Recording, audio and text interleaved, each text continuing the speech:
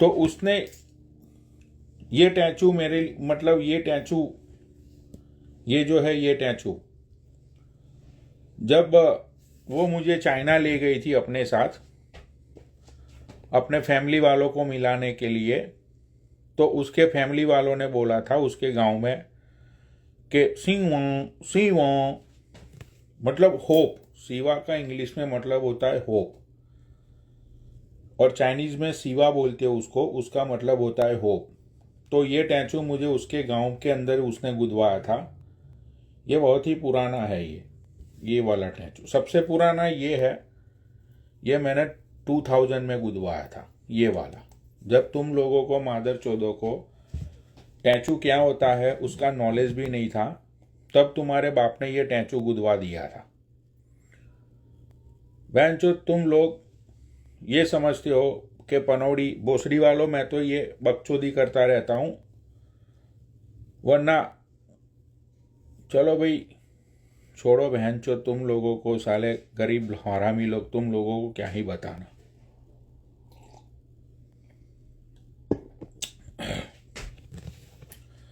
ठीक है, ये अभी यूएस में नया स्टाइल आया है कि ये देखो, मतलब यहाँ तक की टी शर्ट होती है, यहाँ तक की, इसके नीचे कुछ नहीं होता, सिर्फ अंडरवियर ही होता है। ऐसी स्टाइल चल रही है, तो मैंने ये इसी स्टाइल में पहना है ये।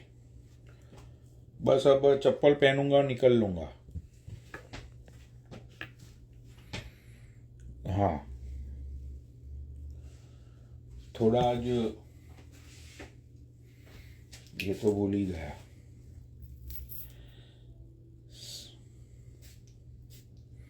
सीवा मुझे इतना पसंद नहीं है, मैं कभी कभी यूज करता हूँ। इतना मैनू पसंद नहीं है, इतना मैनू पसंद नहीं है ये।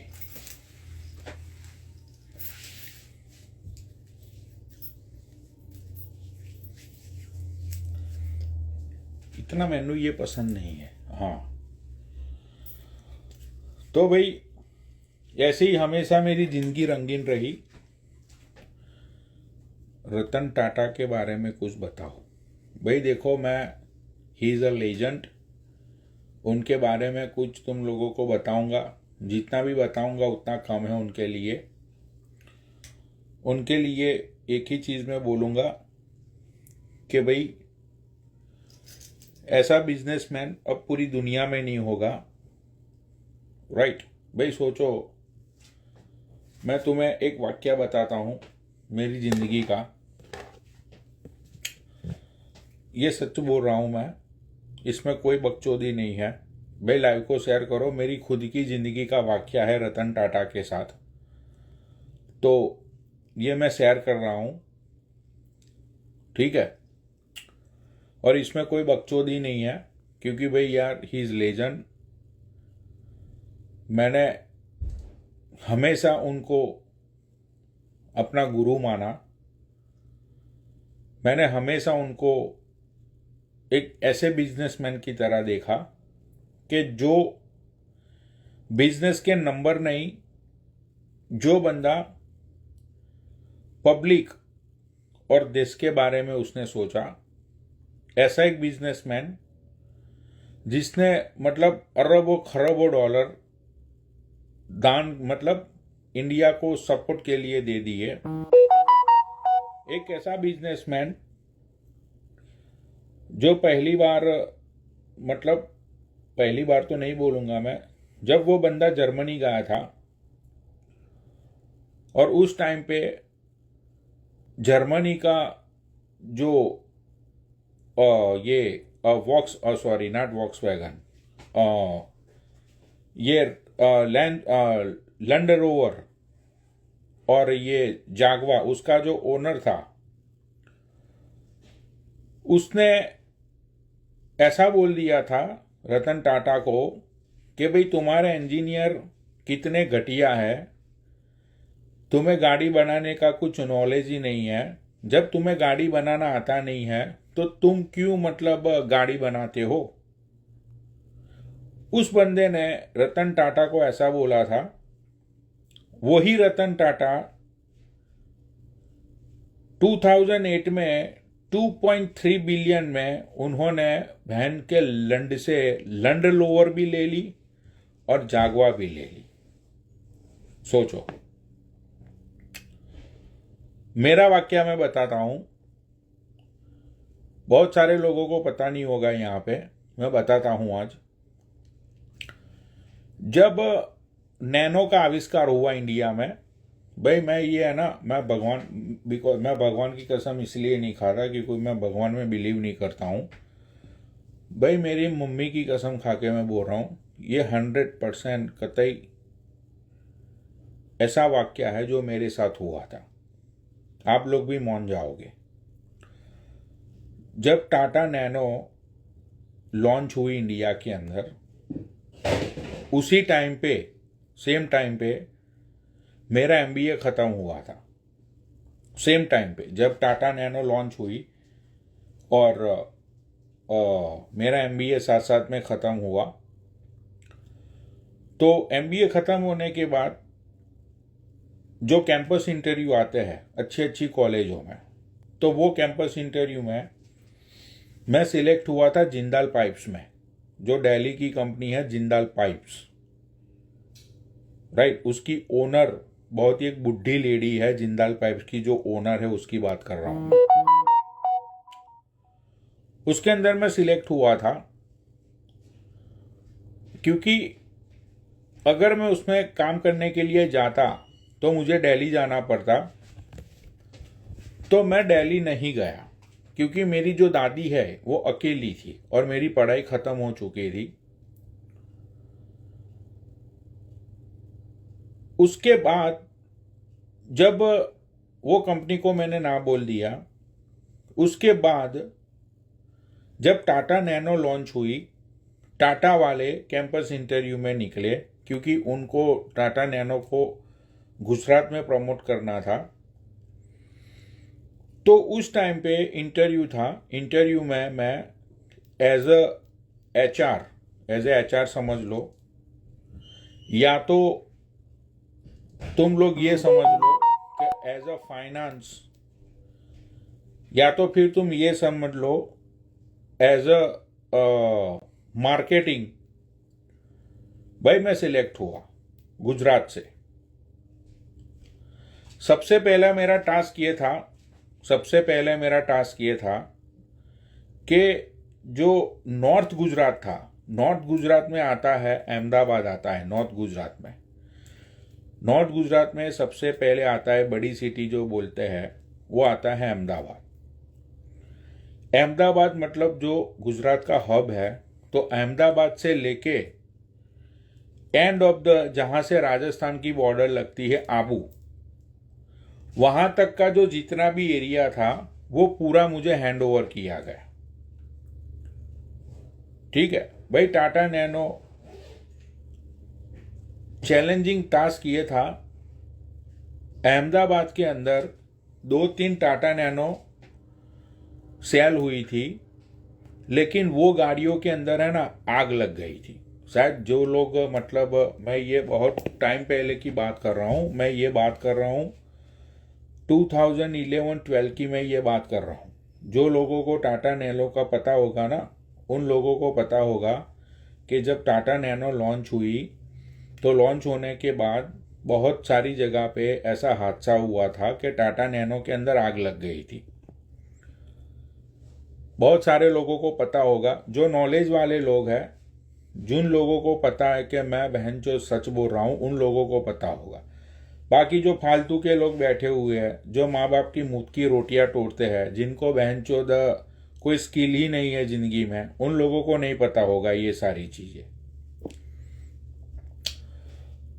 तो चैलेंजिंग टास्क ये था कि टाटा नैनो को, मतलब आम लोगों के साथ पहुंचाना, लोगों को उसके, अब उस टाइम पे लोग ये सोचते थे, एक तो आग लग गई थी कार के अंदर, मतलब ऐसा 1-2-3 जगह पे वाकया हो गया था, तो लोग लेने से डरते थे। लोगों के दिमाग में ये भी था, उस टाइम पे ये नई नई गैस की कार लॉन्च हुई थी, तो लोगों को ये भी डाउट था कि वैनचोद गैस के अंदर इतनी गर्मी होती है, लोगों का देसी दिमाग कि वैनचो इतनी गर्मी होती है, ऊपर से गैस का सिलेंडर जो है वो पीछे है, राइट। तो वैनचो कैसे हो पाएगा। उस टाइम पे दूसरी चीज ये थी कि ये जो सीएनजी गैस स्टेशन है वो इतने थे नहीं। लोगों को ये भी डर था कि भाई कहीं लंबे रूट पे गए और वैनचो गैस खत्म हो गया तो, राइट। तो यही सारी मतलब ये सारे ना चैलेंजिंग टास्क थे। भाई मैं सच बोल रहा हूं, जो मेरी एज के है, जो 37 के है, 38 के है, 40 के है, 42 के, इन लोगों को ये चीजें पता होगी।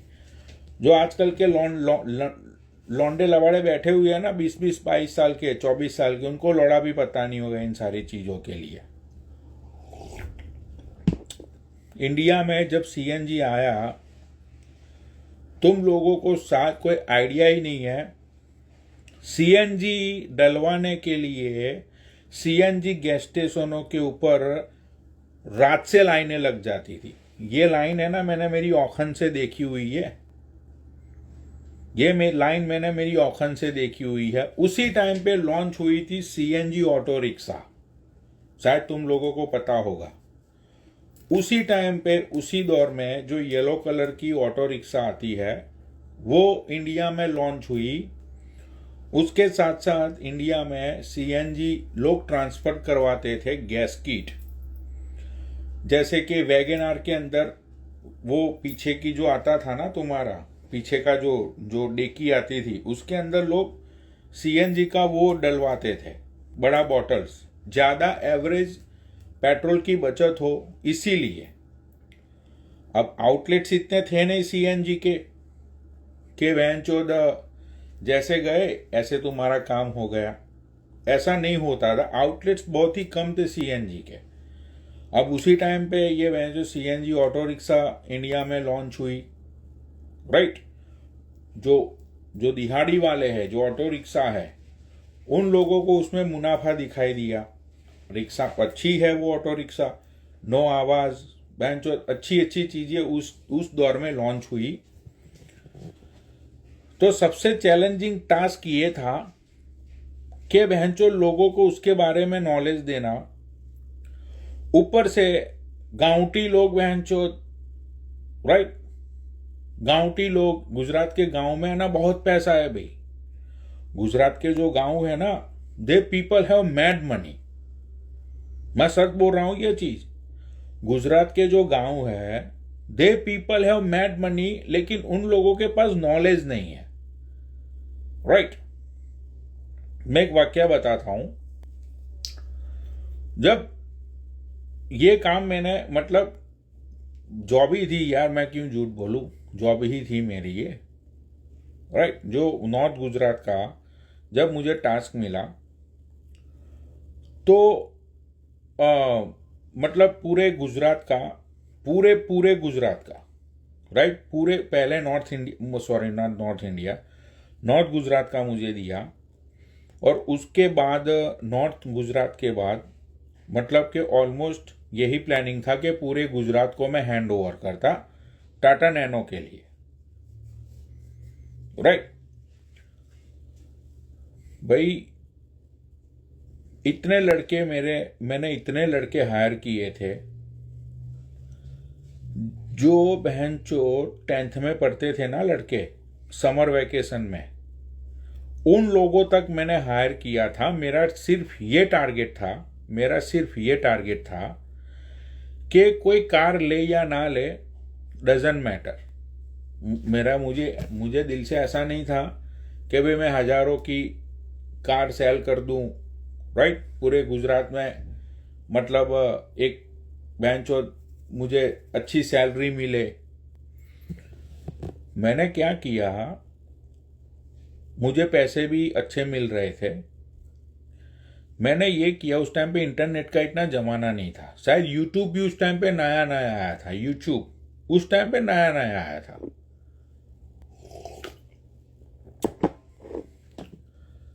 भोसड़ी वालों, तुम बोलते हो ना, ये क्या हो गया, लाइव चिमट गई क्या?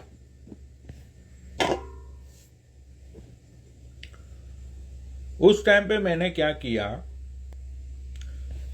कि गुजरात के जो देखो शहरों में जो रोते हैं उन उन लोगों के पास खबर पहुंची जाती है कहीं ना कहीं से, लेकिन जो गांव के लोग होते हैं उन लोगों के पास इंफॉर्मेशन पहुंचाना, उन लोगों को चीज़ों के बारे में बताना, राइट।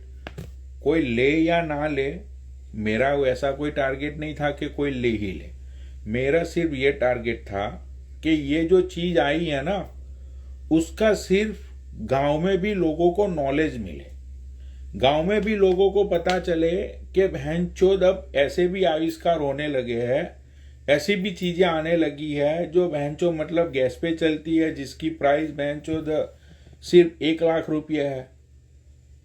तो सिर्फ मेरा इतना ही टारगेट था कि गुजरात के हर एक गांव के अंदर नैनो क्या है वो लोगों को पता चलना चाहिए। लोगों को ये पता चलना चाहिए कि भाई बहनचोद ये चीज भी अभी चल रही है। भाई मैं ट्विटर बहुत सालों बाद आया, बहुत सालों बाद ट्विटर का आविष्कार हुआ। शायद ट्विटर तब आया कि जब मैं अमेरिका में आ गया था, तब ट्विटर आया। वो जो टाटा में मैंने काम किया था, टाटा नैनो में, मतलब टाटा की जो प्रोडक्ट थी टाटा नैनो, मतलब मेरा तो ऐसा कभी किसी से बात नहीं हुई। मैंने कभी कोई मतलब जो उनका जो कैंपस इंटरव्यू था वहीं से ही मैं सिलेक्ट हुआ था, राइट। मैंने ऑलमोस्ट तकरीबन 8 महीने तक मैंने ये इसके ऊपर काम किया टाटा के साथ। उसके बाद फिर ये अमेरिका ये सब किस्मत का तकाजा मुझे यहाँ खींच लाया। मैंने ट्विटर पे है ना, ट्विटर आने के बाद मैंने एक दिन मैंने टाटा ग्रुप को पकड़ के, मतलब वो होता है ना टैग करके मैंने सिर्फ इतना ही लिखा था, भाई ये सच बोल रहा हूं मैंने सिर्फ इतना ही लिखा था कि भाई इस साल में मैंने नैनो के लिए काम किया था गुजरात से, एंड मुझे इसलिए मैंने सिर्फ काम किया कि इसका जो ओनर है, इसका जो मालिक है, right, Ratan Tata, he is a really good human, right. मैंने ऐसी 3-4 बातें, और मैंने तो ऐसे ही टैग करके लिख दिया था, मेरे दिमाग में भी नहीं था, मैंने ऐसे ही टैग करके लिख दिया था। उन लोगों का वापिस डीएम आया, उन लोगों ने मेरा एड्रेस पूछा, उसके बाद मुझे उन्होंने एक लेटर भेजा था और कुछ मतलब वो होता है ना यार ग्रीटिंग्स में कुछ गिफ्ट्स वो सारी चीजें वो इन लोगों ने भेजी थी। लेकिन जो लेटर था ना, वो लेटर मतलब उनके किसी और डिपार्टमेंट से निकला होगा, उस पर रतन टाटा की साइन नहीं थी। वो जो लेटर था उसके ऊपर रतन टाटा की साइन नहीं थी।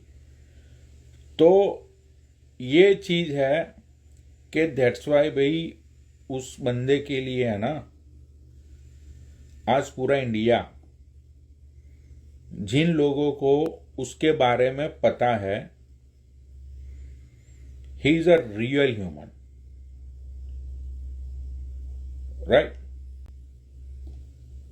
तुम लोगों को शायद ये पता नहीं होगा, वो भी मैं मादर चोदो तुम लोगों, देखो तुम लोगों का क्या काम है, बहन के लौड़ो, फालतू की बातें चोदना, फालतू की जगहों पे ध्यान देना।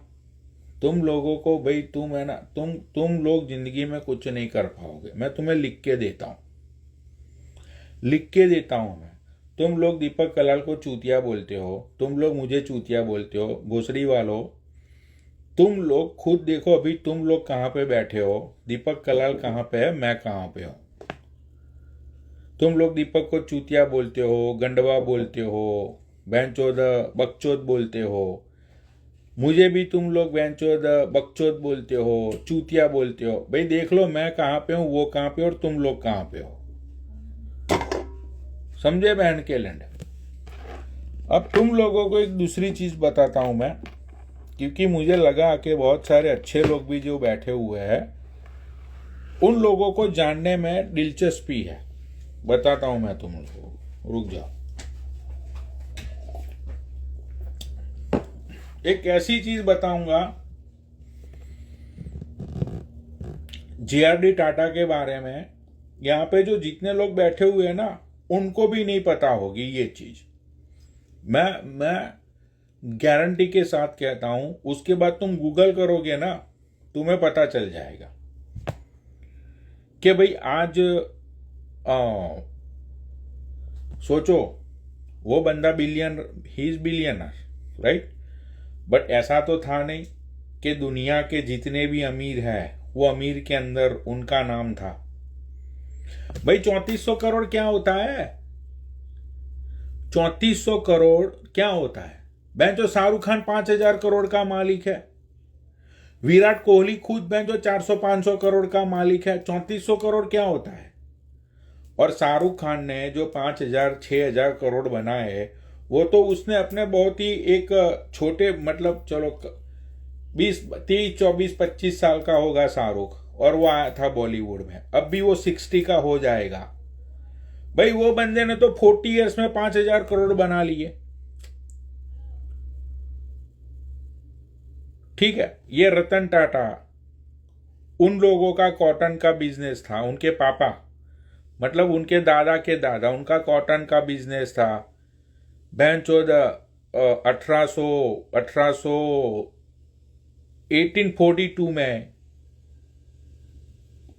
बहन के लोड़ो, तुम्हें पता भी है कि रतन टाटा के जो दादा के दादा था उनका बहन जो कॉटन का बिजनेस था, वो तुम लोगों को पता भी है।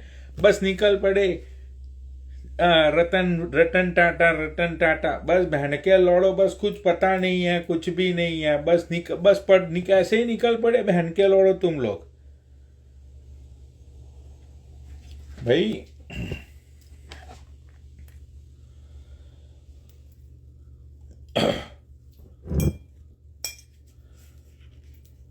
तो